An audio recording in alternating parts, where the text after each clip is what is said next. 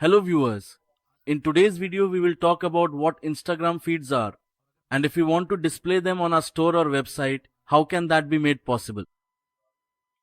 Viewers, let's suppose you have a store. For that you have created a page on Instagram and you post daily on it. You share posts every day. So you want that whatever I post on Instagram should automatically be published on my store as well.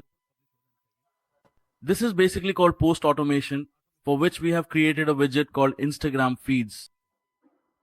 So if you want to place it on any part of your page, you can easily do so. But for that, you need to adjust some settings. What are those? First of all, you need to go to your WordPress dashboard. In the sidebar menu, go to CubeWP settings. Here, in the sidebar, you'll see an option for Instagram feeds. You need to click on it. Then you'll see the Instagram access token.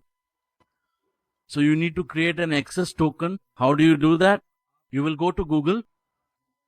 If you search for how to generate an access token, you will find multiple articles available on how to generate the Instagram access token. You can also take help from YouTube tutorials.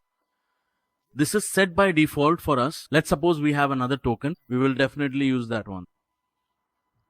Now we've added the token. After successfully adding the authentication token to the designated field within the system's configuration interface, we have now meticulously placed this crucial token precisely where it is required for proper functionality. Following this essential step, it is imperative that we proceed to save all the updated settings to ensure that the changes are permanently applied and take effect across the entire application. After successfully saving all the essential settings, it means that our initial fundamental step in this process is now completely finished. Now, what we precisely want is for the content that is currently set to appear before our main homepage to be prominently displayed directly above the homepage itself, ensuring a clear and organized visual hierarchy. Now, we want to fetch our token and Instagram feeds at the start of the homepage. So you need to edit your homepage with Elementor. In Elementor, you can place the Instagram token element anywhere on the page. Let's suppose we want our Instagram posts to be visible below the posts that are currently being shown. So we will add an element. We will drag and drop the Instagram feeds element to our required location. Now, based on the access token we have added, our system will fetch the posts accordingly. Now, the access token we have added is basically helping us by allowing the system to fetch the posts that we have made on our Instagram. Now, as you can clearly see, there is a noticeable layout issue present here. So we will proceed to add some appropriate spacing to it. We will increase the spacing a bit more. Yes, so now you can see that our posts are being displayed and there are further settings for this. Let's suppose you want only 3 posts to be shown. We have selected 3, but still 6 are being displayed here. Why is that?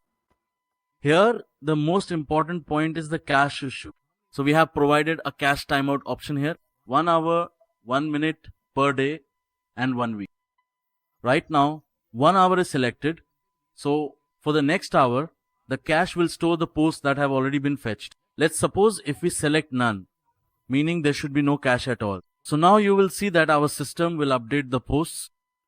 Yes, you had selected 3. The system automatically displayed 3 posts. If you want to display more posts, you can change the number from here. Now our second option is hashtags, get by hashtag. Whenever you post on Instagram, you often use hashtags. So if you enable this option and enter a hashtag here, it means that the system will only fetch the posts that have been made with the hashtag you mention here. Now, the third option is cache timeout, which I have already explained to you before.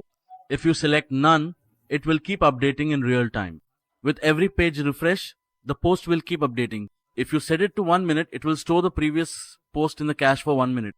After 1 minute, if you refresh the page again, the updated post will appear. Similarly, there is a 1 hour, 1 day. And if you select 1 week option, if you select from 1 to 1 week right now, the system will show the same post for 1 week. After 1 week, when you load the page, you'll see that your cache has expired, the cache timeout is over, and the system will update them. So basically what we covered was how to add Instagram fields to any page you want. The method you need to use is the same. For now, we've added it to our home page.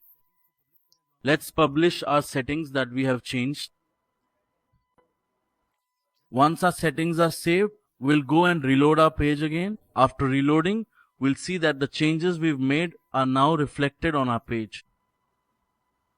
Now our settings have been saved. Currently the Instagram fields are showing at the end, but we made them visible above alongside the post. We placed the element there to show you how you can add the Instagram fields element. Now, as soon as our page loads, you'll see that our element is placed at the top of the page, just below the post, and the Instagram fields are being displayed there. So viewers, you can see that our page has loaded. Earlier, we had placed the Instagram field at the bottom. Now we have placed our Instagram field below the section, at the top, right under the post section. You can see that our Instagram field is currently visible here. So this is the method for how to place the access token and then how to fetch the Instagram field on any page. After that, we also discussed the concept of caching in this. I hope this will help you develop an understanding. And if you want to fetch the Instagram field on your store by yourself, it will be easier for you. Thank you so much for watching this video. Take care.